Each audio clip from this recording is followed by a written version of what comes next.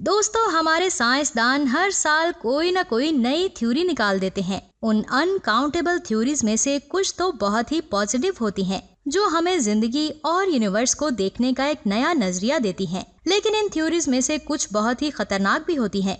आज की इस वीडियो में आपको 5 साइंटिफिक थ्योरीज के बारे में मैं बताने वाली हूँ, जो बहुत ही खतरनाक हैं, जिन्हें सुनकर आपका दिमाग चकरा जाएगा। तो पूरी वीडियो वॉच कीजिएगा। Number 5, the great filter. हमारी यूनिवर्स की एस्टिमेटेड एज 13.8 बिलियन साल बताई जाती है। इतनी पुरानी यूनिवर्स में हम इंसानों को आए हुए सिर्फ और सिर्फ 2 लाख साल ही हुए हैं। इस इतनी बड़ी यूनिवर्स में अरबों गैलेक्सीज होंगी, जिनके अंदर हमारे सोलर सिस्टम जैसे अरबों खरबों सोलर सिस्टम्स और प्लैनेट्स होंगे। लेकिन यहाँ हैरान करने वाली बात यह है कि अरबों खरबों प्लैनेट्स होने के बावजूद भी हम आज तक किसी प्लैनेट पर लाइफ को नहीं ढूंढ पाए, जिससे यही लगता है कि हम इतनी बड़ी कायनात में बिल्कुल अकेले हैं। ये बात कुछ ज्यादा ही अजीब है, लेकिन बहुत सारे लोग कहेंगे कि अगर हम लोग इस कायनात में अकेले नहीं हैं और अगर हमारे अलावा भी और कोई इंसान मौजूद हैं, तो हम उनसे अभी तक क्यों नहीं मिल पाए और उन्हें ढूंढ क्यों नहीं पाए। वैसे तो ये सवाल बहुत अच्छा है और इसने साइंसदानों को घुमा भी दिया है। लेकिन तभी एक साइंसदान रॉबिन हैंसन ने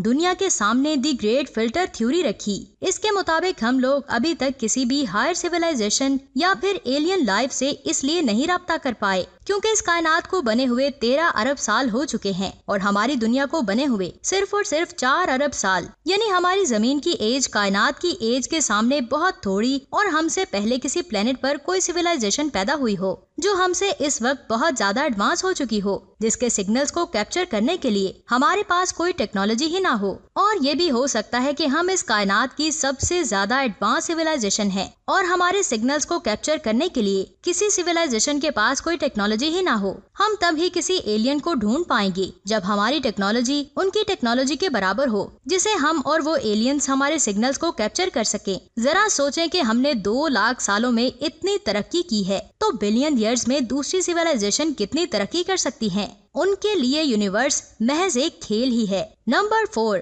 द मल्टीवर्स थ्योरी। दोस्तों, पिछली थ्योरी में बात कई सारी सिविलाइजेशंस की थी, लेकिन अब बात बहुत सारी सिविलाइजेशन की हो रही है। मल्टीवर्स थ्योरी के मुताबिक हमारी यूनिवर्स अकेली यूनिवर्स नहीं है, इसके अलावा और भी कई सारी यूनिवर्स मौजूद हैं। पैरेलल वर्ल्ड के बारे में तो आपने सुना ही होगा। पैरेलल वर्ल्ड को आप मल्टीवर्स थ्योरी का एक सब टाइपर मैन कह सकते हैं। पैरेलल वर्ल्ड के मुताबिक हमारी इस कायनात की तरह एक ऐसी कायनात भी होती है जहां जमीन और सब लोग सेम रहते हैं, लेकिन वहां बहुत ज्यादा डिफरेंसेस होते हैं। मिसाल के तौर पर इस दुनिया में मैं एक यूट्यूबर हूँ, लेकिन किसी पैरेलल वर्ल्ड में हो सकता है कि मैं एक डॉक्टर हूँ। किसी और पैरेलल वर्ल्ड में ये भी हो सकता है कि मैं माइक्रोसॉफ्ट जैसी किसी बड़ी कंपनी में काम कर रही हूँ। ऐसी कई बातें अब तक हम पैरेलल वर्ल्ड के रिलेटेड सुन चुके हैं और अगर ये पैरेलल वर्ल्ड एग्जिस्ट करती है तो इन सब को एक लफ्ज में हम मल्टीवर्स कहते हैं। जैसे बेशुमार गैलेक्सीज हमारी कायनात में मौजूद हैं, ऐसे ही बेशुमार यूनिवर्स मल्टीवर्स में मौजूद हैं। पहले ये भी कहा जाता था कि ब्लैक होल के अंदर एक कॉस्मिक टनल है जो एक यूनिवर्स को दूसरी यूनिवर्स से जोड़ता है। इसमें कितनी सच्चाई है ये तो अल्लाह ही जानता है। Number 3, false vacuum. क्या होगा अगर मैं आपको बताऊं कि हमारी यूनिवर्स कुछ भी नहीं सिवाय एक बुलबुले के, और इस बुलबुले के अंदर एक ब्लू प्लेनेट पर आप इस वीडियो को देख रहे हैं। कुछ मशहूर थ्योरिस्ट के मुताबिक जिस मल्टीवर्स के बारे में हमने आपको कुछ देर पहले बताया वो और कुछ नहीं बल्कि एक समंदर है, और ये सब यूनिवर्स जो इस मल्टीवर्स का हिस्सा है, ये सारी यूनिवर्स इस बड़े से समंदर में बस एक बुलबुला है। साइंटिस्ट के मुताबिक ये बुलबुले बिल्कुल उसी तरह हैं जैसे हमारी जमीन के किसी भी समंदर में बुलबुले मौजूद होते हैं। लॉजिकली उनका मानना है कि अचानक से एक दिन इस यूनिवर्स का बुलबुला फट जाएगा और इसके अंदर मौजूद हर चीज एकदम से तबाह हो जाएगी। वैसे प्रेडिक्शन तो ये है कि अगर ये थ्योरी सच साबित हुई तो कयामत आने में 4 से 5 अरब साल लग जाएंगे। साइंसदान तो पागल हैं जो कयामत के आने के बारे में बताते हैं। कयामत कब आएगी ये सिर्फ और सिर्फ अल्लाह ही को पता है और किसी को भी इसका इल्म नहीं है। Number 2, higher dimensional beings. हमारे मुकाबले में यूनिवर्स में ज्यादा हाईटेक लोग रहते हैं, इसके बारे में हम पहले ही बात कर चुके हैं। लेकिन टेक्नोलॉजी के अलावा और ऐसा क्या खास है कि वो हमसे अलग हैं? चले मैं आपसे एक आम सा सवाल पूछती हूँ, लेकिन मुझे ये भी पता है कि इसका जवाब ज्यादातर लोग नहीं जानते होंगे। सवाल ये है कि इंसान कौन से डायमेंशन के लोग हैं, 3rd डायमेंशन, 4th या फिर 5th डायमेंशन के। वीडियो को पॉज करके जरा ईमानदारी के साथ नीचे कमेंट्स करके बताएं। चले अब मैं आपको बताती हूँ कि हम फोर्थ डायमेंशन यानी कि 4th D सिविलाइजेशन है। लेकिन ऐसा क्यों?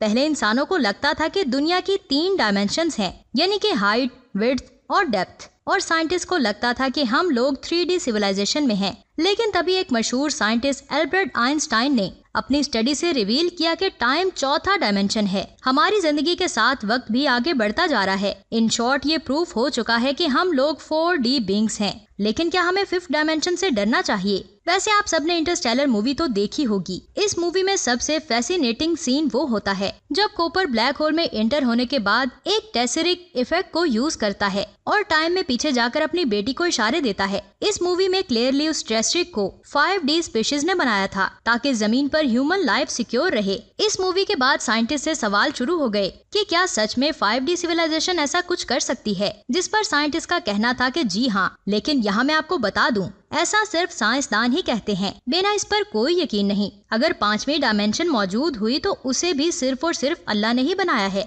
और किसी ने नहीं। थ्योरेटिकली साइंटिस्ट का मानना था कि जैसे हम लोग अपनी कार को इजीली ड्राइव कर सकते हैं, वैसे ही हायर डायमेंशनल लोग किसी भी टाइमलाइन में आगे पीछे जाकर अपना इफेक्ट दिखा सकते हैं। Number 1, simulation hypothesis. इस टाइम आप अपनी डिवाइस पर एक वीडियो देख रहे हैं। क्या ये डिवाइस असली है या फिर आपकी आंखें धोखे में है? सिमुलेशन हाइपोथेसिस इस प्लेनेट को तो क्या इस गैलेक्सी के साथ हर चीज के एग्जिस्टेंस पर सवाल उठाती है। आपका घर, फोन, सिम कार्ड और आपकी फैमिली, इन सब में से कुछ भी असल नहीं है, बल्कि ये सब एक धोखा है, जिसकी वजह से इसे मैट्रिक्स हाइपोथेसिस के नाम से भी जाना जाता है। इसके मुताबिक हम जो कुछ भी कर रहे हैं वो अपनी ख्वाहिश से नहीं, बल्कि हमसे कोई करवा रहा है, यानी कि अल्लाह ताला। साइंसदानों ने इसके बारे में कोई और एग्जाम्पल्स दी हैं, लेकिन हम वो देना नहीं चाहते, इसलिए हम सिर्फ अल्लाह की ही बात करेंगे, जो इस पूरी कायनात को चला रहा है। और हम जो कुछ इस दुनिया में करते हैं वो सब कुछ देख रहा है। उसे हर चीज का इल्म है और वो हर चीज से वाकिफ है जिसने ये दुनिया बनाई है। और हम इंसानों को